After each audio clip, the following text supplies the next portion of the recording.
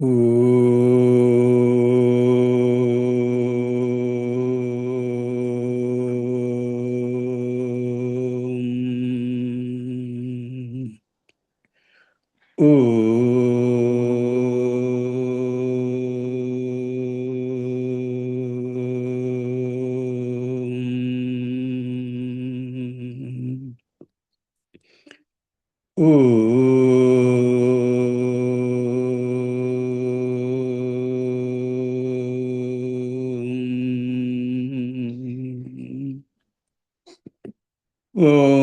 Shri Ganeshaya Namaha. Om Shri Saraswatyai Namaha. Om Shri Gurubhyo Namaha. Sada Shiva Samarambham Shankaracharya Madhyamam Asmadacharya Paryantam Vande Guru Paramparam. Shruti Smriti Purananam Alayam Karunalayam Namami Bhagavad Pada Shankaram Loka Shankaram Samasta Jana Kalyane Niratam Karunamayam Namami Chinmayam Devam Sadgurum Brahma Vidvaram Sadgurum Brahma Vidvaram. Om Partaya Pratibodhitam Bhagavata Narayanena Swayam Vyasena Graditam Purana Munina Madhye Mahabharatam Advaitaamritavarshiniim Bhagavatim Ashtadashadyayiniim Ambatvam Anusandadhami Bhagavad Gite Bhavadveshiniim Yam Brahma Varunendra Rudra Marutah Sunvanti Devyai Stavaihi Vedai Sangapadakrammo Panishadai Gayanti Yam Samagah Dhyanavastita Tadgatena Manasa Pashyanti Yam Yogino Yasyantam na vidusura suraganah Devaya tasmai namaha Devaya tasmai namaha.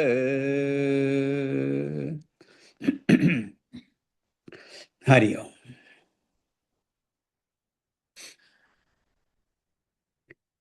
In ignorance, we take ourselves to be the Karta. And when we take ourselves to be the Karta, the doer, consequently, we experience the results of those actions and we suffer. But when we take ourselves, when we identify ourselves as Atma, Atma being a non-doer, akarta. Therefore, I as the Atma, not an experiencer also. So it's actually the limited individual whose knowledge, intellect, when it is covered by ignorance, gets deluded. So the problem is ignorance. That is what is causing all our problems. Our samsara is due to that ignorance. So when we have identified the cause, ignorance as the cause, so the solution would be what? Knowledge. Ignorance can be destroyed only by knowledge. And here the ignorance is of the self. So self-knowledge is a solution, and that will reveal, the self-knowledge will reveal that supreme, one's own true nature for oneself. So naturally the question is, how do I go about getting this glorious self-knowledge? And that's what we saw last class. Tad buddhayastadaatmanah tannishta tatparayanaah gachanti apunaravrittim jnana nirduta kalmashah. So I hold that independent, supreme nature as my supreme goal of life. Then I come to the scriptures that talk about my higher nature. That's the second step. The third step is I have to train myself to switch my identification. As Jiva, my identification is with the Upadhi, body, mind, intellect. So I have to train to shift that identification to the higher self. And then finally, I should get established in that higher nature. So these are the 4 stages. First, the value for discovering the higher self. Second, discovering that. Then disidentify from the lower self. And the fourth is getting established in that knowledge. And the one who has gained that abidance, the result of that is freedom from rebirth. While living, also there is a benefit. As a Jivan Mukta, there is a benefit. Your vision has completely changed. And when you drop this body, when prarabdha has ceased, then no more rebirth, because there is no more karma. Your sanchita, agami, and prarabdha karma, they were all gone. So there is no karma, there is no reason for rebirth. So videha mukti, we call that. So this is the benefit of that knowledge. Now, what are the characteristics of that jnani? That also we saw last class. A very famous verse. We've talked about this in the second chapter also, characteristics of a jnani. Again, refreshing our memory. He says, Vidya Vinaya Sampanne Brahmane Gavihastini Shuni Chaiva Shvapakecha Pandita Samadarshina. So this is the glorious vision of the jnani. Sarvatra Samadarshanam. Having the same vision everywhere at all times. Seeing one in all. So the jnani sees the one self in everything. Be it a learned scholar or an animal. It can be a cow or an elephant. It can be a dog or a dog eater. So he has that kind of vision. Samadarshan, universal vision is what he has. So such a person, such a jnani, only he can be called the true conqueror of this world. He has gained everything. So we have seen up to this last class. We move on to the next verse, verse 19. Another beautiful verse. Let us read. Ihaiva taijida sargah ihaiva taijida sargah yesham samye sthitam manah yesham samye sthitam manah nirdosham hi samam brahma nirdosham hi samam brahma Tasmad Brahmani te stitah. Tasmad Brahmani te stitah. Ihaiva taijita sargah. Yesham samye stitam manah.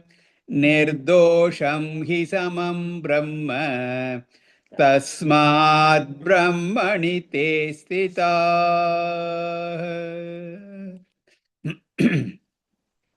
This is another important verse, especially from one standpoint. In philosophy, there is a discussion whether liberation is there while living or only after death. So many philosophers, they think and they point out that liberation is not possible while living. It's only after death. This mukti is described differently in different philosophies. So, and we have also, when somebody passes away, so and so attained Shivaloka Prapti, this Prapti, that Prapti, etc. So, that is considered liberation. They went to Kailasha or Vaikunta, like that, we say. So many people understand it, that liberation, that moksha, to be that only. There are different types of moksha also talked about. But in Advaitam, we say no. Liberation is possible, mukti, moksha is possible here and now. And Advaita is very emphatic about it.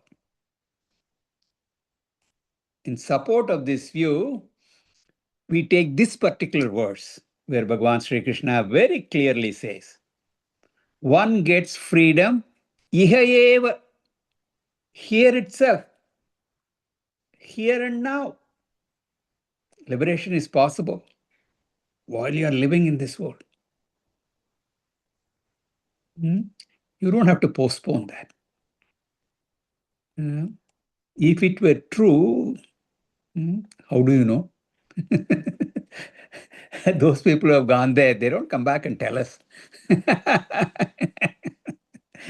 There's no way of verifying that.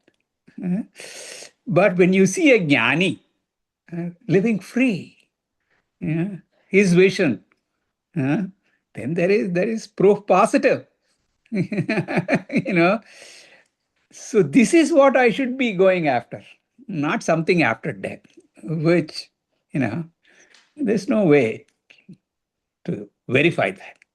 Anyway, so liberation is indeed possible here. Taihi sargaha jitaha, for those people who have this abheda drishti, samadrishti, this vision of oneness.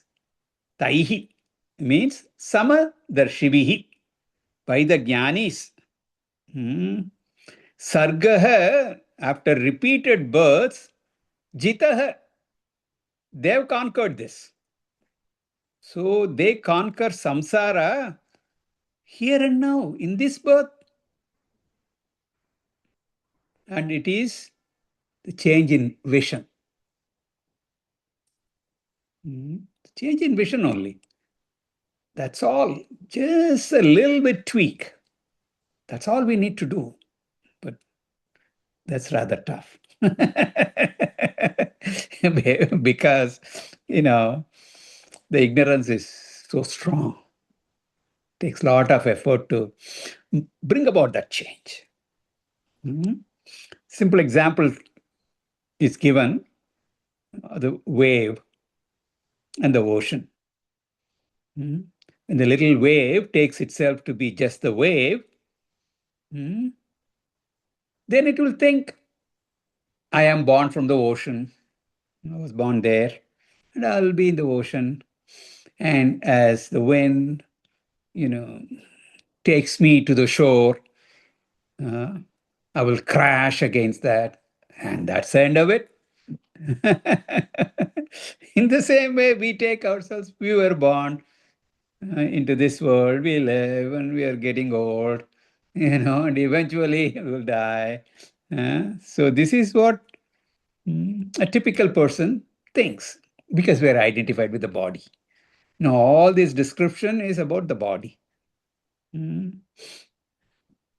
But if that wave, same wave, disregards that shape of the wave and dancing around in the ocean and heading towards the shore, all that, disregards all that, but identifies with the water, which is its essential nature.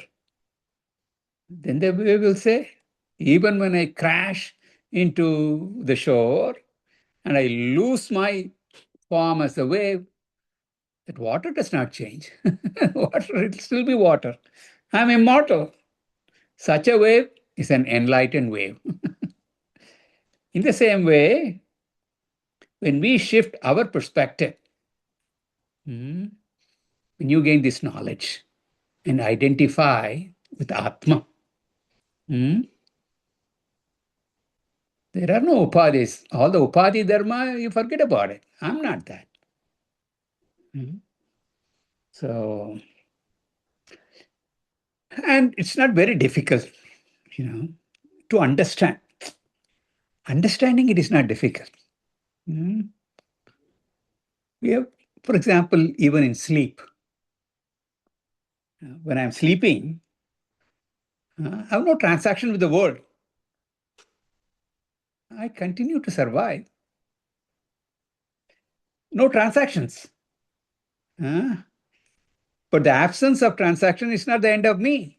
Then I get up, I'm still there. And then this so-called death is only a longer sleep. That's all. In that way, in so many different ways, we can reason it out and understand. Then that fear of mortality will be gone. Understanding is one, getting established in the knowledge is different. That's where what takes so much time. So Bhagavan says, Sargaha Jitaha, I have conquered birth and death. So such a jnani wins over samsara. They are yesham manaha samye stitam. They are those people whose mind is established samye stitam. In that samya avastha, samadarshana, in that same vision. No differences, abheda.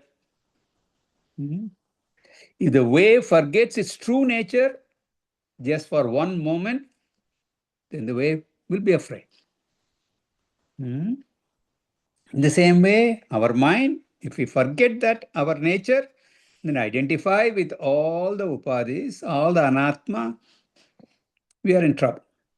But we must have that nishta, abidance. And here Bhagavan uses the word stitam, being established in that. This is not in transaction. The transactional plane, everything is going on. This is understanding. So, what is the nature of that samavastu? This vision of oneness, samyavastha. That is said in the second line, samam brahma, the same inherent entity that is there in everyone, that is called Brahma. That is Chaitanya. That is Chaitanya. That is my true nature. Just like the wave says, I am water. Our Swarupa is Brahma Swarupa, Atma Swarupa. That is same in everyone.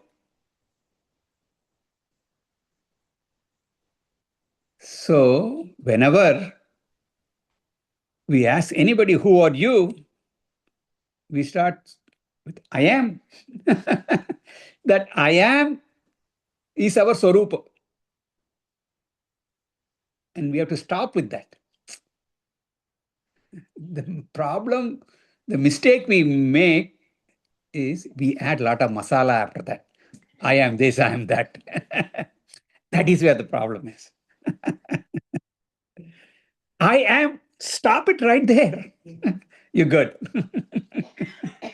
But in ignorance, we add a lot more to that. That I am is the common factor. I is Chit Swarupa. That is of the nature of consciousness, Chit, Chaitanya. And am, the verb am, existence. So my nature is existence, consciousness. That's all. Sat Chit. When we add something more to that am, whatever we add, whatever you add to that I am is limited. Okay? Satyam Jnanam Anantam Brahma. Ananta means unlimited. But when we add something to I am, we are introducing limitation. That's what happens. So if we stop with that, no limitations. So you will be in your true nature. That is called Brahma. That Samavastu is Brahma. Satyam Jnanam Anantam Brahma says Taittiriya Upanishad. It is there in all beings. A particular wave has a form, it has some location, and is moving around in water. All that is there. All limitations are there. But that water is there everywhere. In the same way, consciousness is in and through all bodies and minds. How big is this? When we say it is Brahma, Brahma means it's big. B-I-G in all capital letters. It is big. It's not an adjective. Big elephants, small ant. It's not like that. That big, big. That is Brahma. That's a noun there, not an adjective. Big. That's what you and I are. Unlimited. We don't know. In ignorance, we take ourselves to be limited, suffer from that. That Brahman is nirdosham, flawless, sinless, dirtless, ever pure, shuddham. Pure, beautiful. So we just need to claim ourselves to be that ever secure Brahman. That's what a jnani does. Brahmani stita, established in Brahma. Brahmavid, Brahmaiva bhavati. The knower of Brahman becomes Brahman once you gain that abidance. And when you get there with that vision, you have a universal vision. There is love and respect for all because you see the self in you as the self of all beings. With that vision, they conquer the world.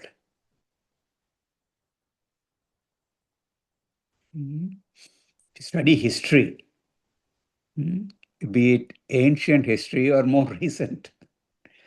Many people have tried to conquer this world. Whether it is Ravana in the Treta Yuga, Hiranyakashipu from the Purana age, Puranic age, conquerors like Alexander the Great, the Mughals, Genghis Khan, Napoleon, Hitler, and the more recent versions of it that we are seeing in real time. Well, I want to say Putin because I don't want to say Trump because there may be some Trump supporters here. I don't want to alienate them. Even if they are Trump supporters, I want them to come to Vedanta class, come to Gita class, get this knowledge. It doesn't matter. So Putin will be less controversial. Yes. Okay. So they may be successful for a certain period of time. Even Alexander the Great, when he went, finally, he went showing an empty hand. Nothing I'm taking. So conquering the world means what? Once you conquer something, you become the master. You become the ruler.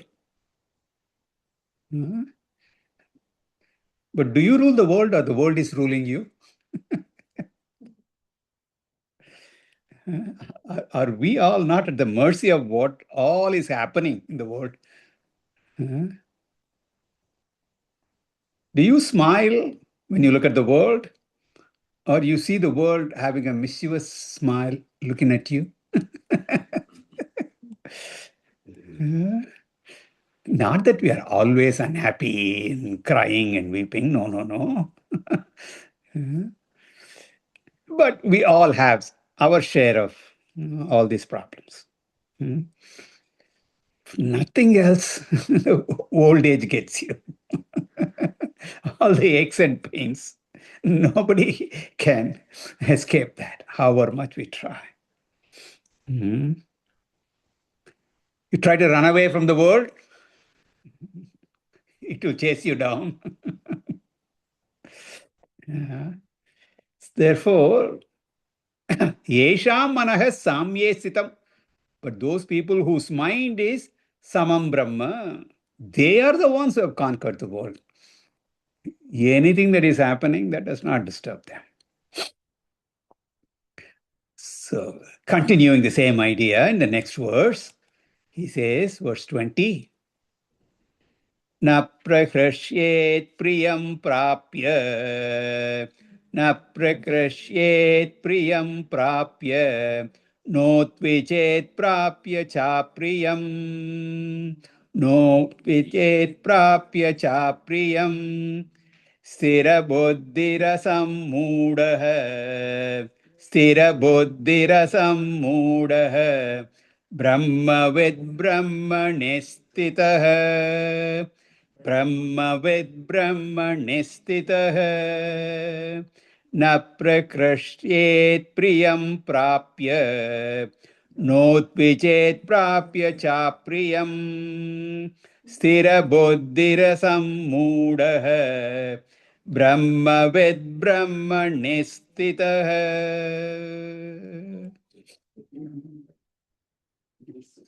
A jnani, once he gains this knowledge, he continues to live in this world.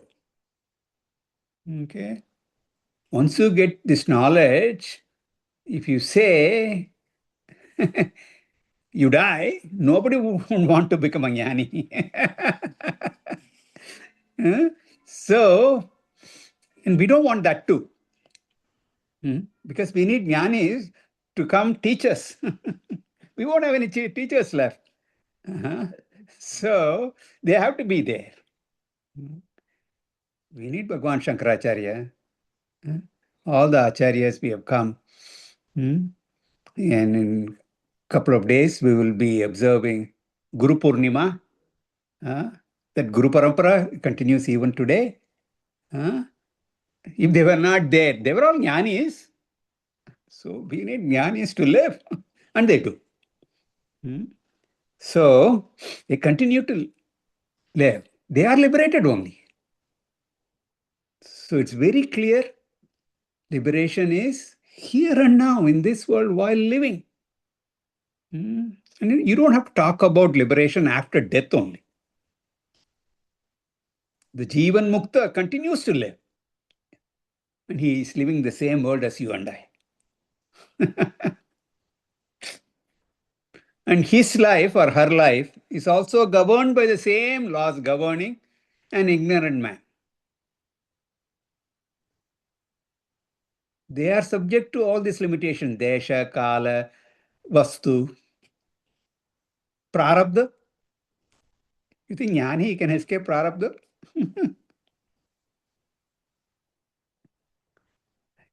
He has escaped prarabdha. That's from a different angle. But his body, mind continues to there, and they are subject to prarabdha. It is that prarabdha that gave him that body. So, as long as that prarabdha is there, the body will continue to be. Place we live influences our life. The surroundings, environment, people around, all have an impact on us. Whether I like it or not, I have to live with them. I cannot escape time also. Yeah. As time goes by, body is aging.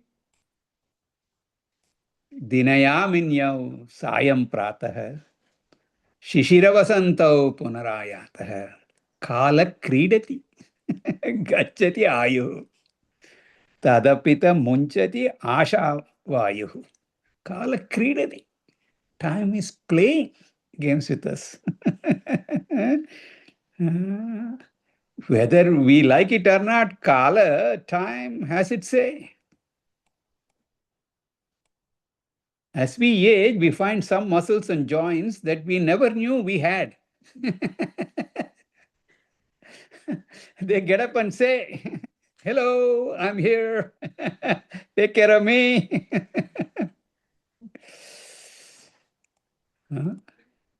The hair turns gray and it decides to depart. Prior to that, we found different ways to part my hair. Once it departs, you don't have that problem.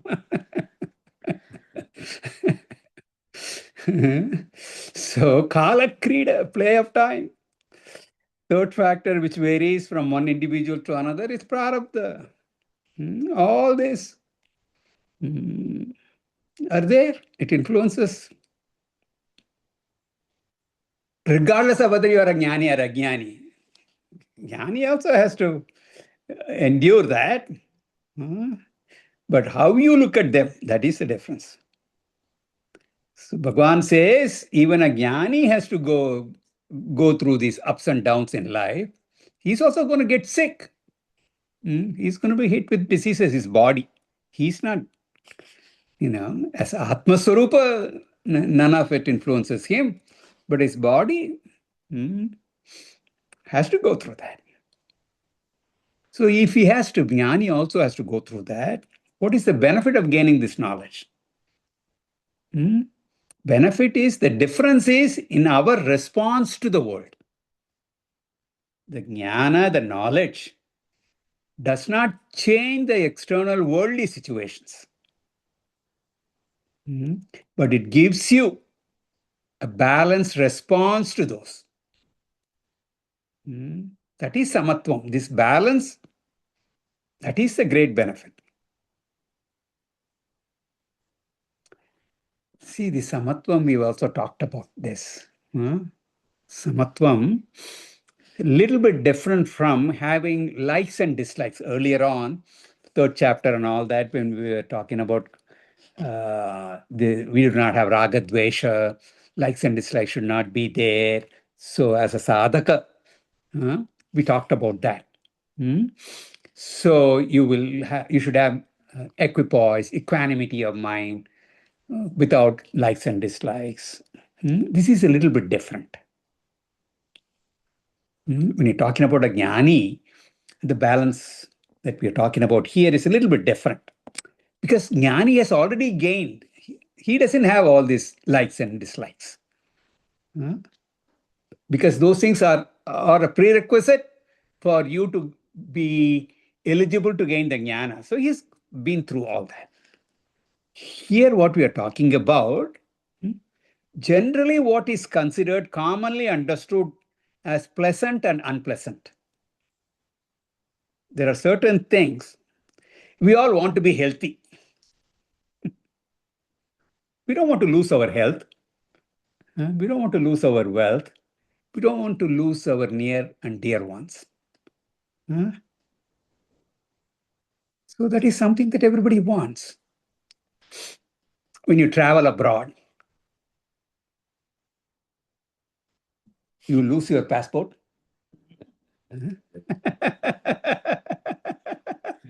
That is not a pleasant experience. Who wants that? Yeah. Okay, my passport is always there with me. Good. When you land, go to baggage claim. You want your luggage to be there. Sometimes it doesn't show up. That is unpleasant. So everybody goes through pleasant and unpleasant experience.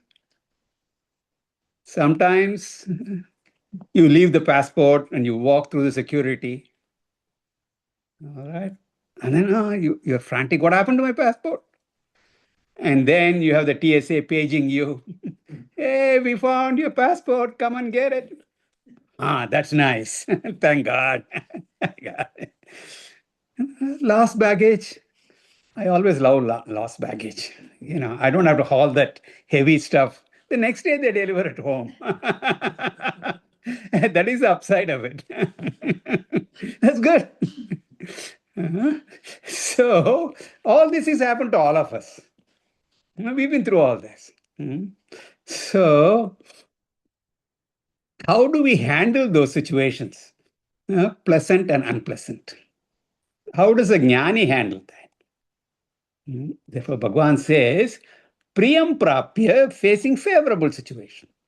A jnani has, nice, pleasant things. People love him, adore him, praise him.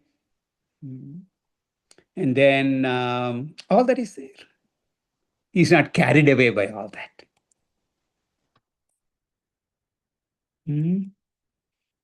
He does not reject all that. He appreciates all that, but he's not overjoyed. He doesn't get addicted to them.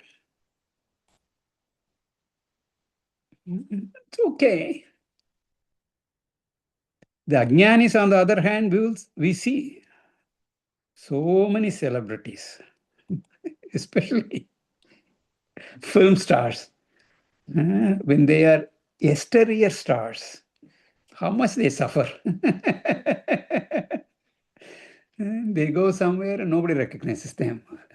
Just 10 years ago, 15 years ago, they were trying to get rid of these paparazzis. Now nobody that troubles them. So, but Jnani, they adore him and respect him and all that. Okay, he doesn't get carried away. And when they don't, that also is not a problem. We already have seen this. This is not a new idea. In the second chapter, verse 70, Apuryamana machala pratishtam samudramapa pravishanti yadvat tadvat kamayam pravishanti sarve sa shantim apnoti na kamakami. The ocean is ever full, unaffected whether rivers pour waters into it or during hot summer months. The sun evaporates the oceanic waters. He doesn't complain about that. Ever full. The inner fullness continues for the jnani. He's ever full. Na prahrashyet. He does not get elated priyam prapya when the going is good. Nor does he cha apriyam prapya na vidvichet. He doesn't get depressed when he is going through some tough times. Does not lose his balance. Best example is Bhagwan Ramji. Ramchandra Bhagwan, when he took avatar, he took that avatar to show how A man should live. Set an example of how all of us should live. And so all these instances are there. One day he was told he's going to be, yeah. And couple of hours later, the same night only, no, ain't happening. And worse, you got to get out of the kingdom. Not only are you not going to be the prince, but you're going to be out of here for 14 years. He took everything in stride. So this is the samatva buddhi, balance of mind. Not just not having likes and dislikes. A little bit different. This is all because Brahmavit, the knower of Brahman, he is Atmavit, he has this self-knowledge. This gives him the inner strength. This is just not an intellectual knowledge. It should be available all the time, especially when difficult situations arise. That is when we need the most. I should act if it is a choiceful situation. Something comes up, there are some choices available for me, I should act. If it so happens, choiceless situation, I should accept it. So Bhagwan says, Sthira Buddhi, the Jnani, is a man of conviction. He has firm knowledge. Even after conviction, we are subject to our habits. I know that I should exhibit inner strength in difficult situation. Still, I am unable to do so. After gaining this knowledge also, that is, manana gives you that, right? Shravana, manana. Manana, you gain this conviction. But we all need the next step, nididhyasana, to get this abidance. So an alert, vigilant, quiet mind is nididhyasana. And of course, we are going to see more of it in the next chapter. Next chapter, 6th chapter is Dhyana Yoga. We'll study that in detail. A person who is soaked in this knowledge, who has assimilated this knowledge, it's very natural for him. His actions are spontaneous. He is called asammudaha. All is viparita bhavana, erroneous notions. Habits are removed. That is the end of nididhyasana. Nididhyasana is meant for removing the viparita bhavana. So the 3 stages, Brahmavit, Sthira Buddhi, and Asammudaha. Through Shravana, he becomes Brahmavit.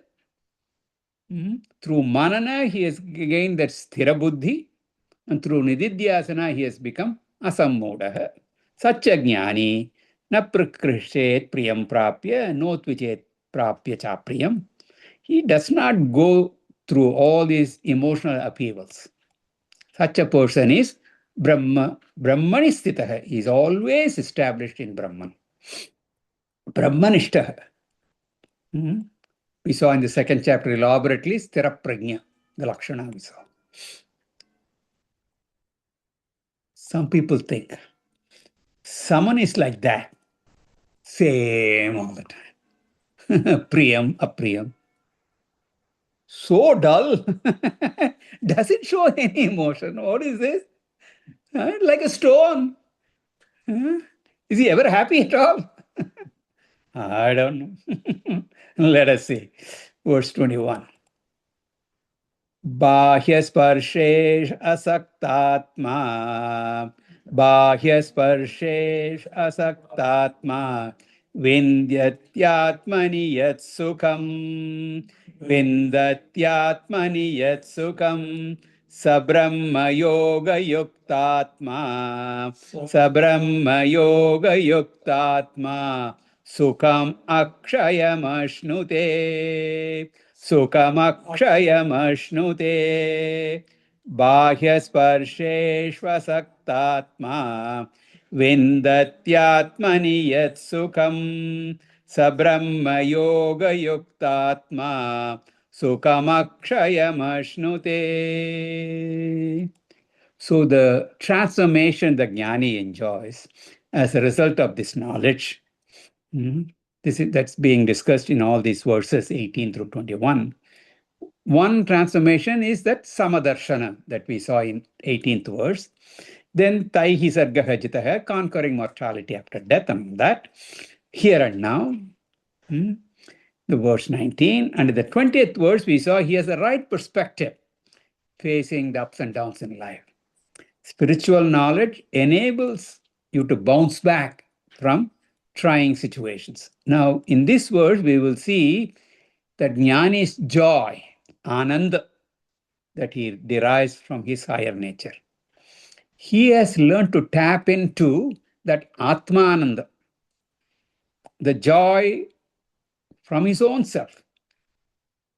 The ajnani, the ignorant person, tries to get joy from outside, from the external world of things and beings. When they try to do that, they are miserable. Jnani has an inner source of joy. He does not depend on external objects. He does not hate them. And they are there, he uses them. They are not there, he does not miss them. All the pleasures of external objects put together are included in Atmananda. We had seen this, not a new idea, in the second chapter, verse 46. Yavanartha udapane sarvatas samplutotake tavan sarveshu vedeshu brahmanasya vijanatah. Atmananda exceeds all anatmananda. Put together. All sense objects are finite in nature, and all of them put together is still finite. So the joy they can give will also be finite. Therefore, any ananda that is coming from anatma will be inferior only. Atmananda will be superior. So Bhagavan says, Brahma Yoga Yuktatma, the jnani, whose mind is associated with Brahman, he taps into this Atmananda. It's a perennial source of joy.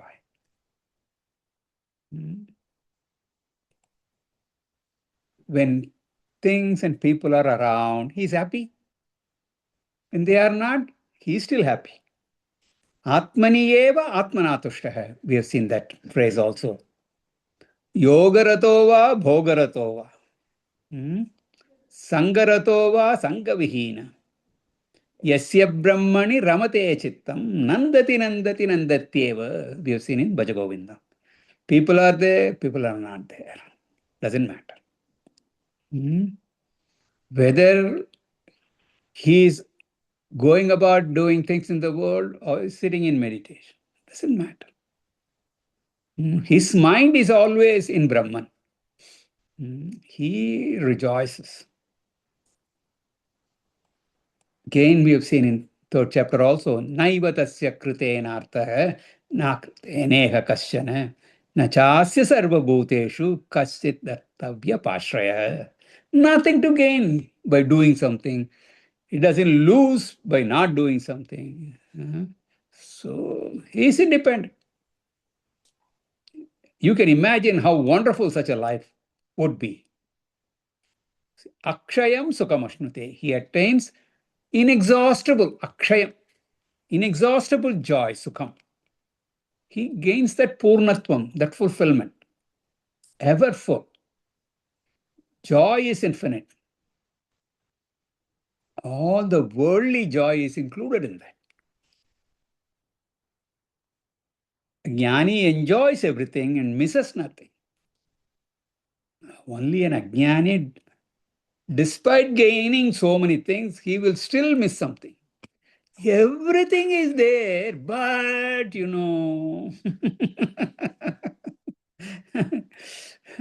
So the Lord says, Bahya Sparsheshu Asaktatma. Jnani is not attached with external sense pleasures. He does not hate those things. See, hatred is as much a weakness as attachment. It's just the flip side of it, that's all.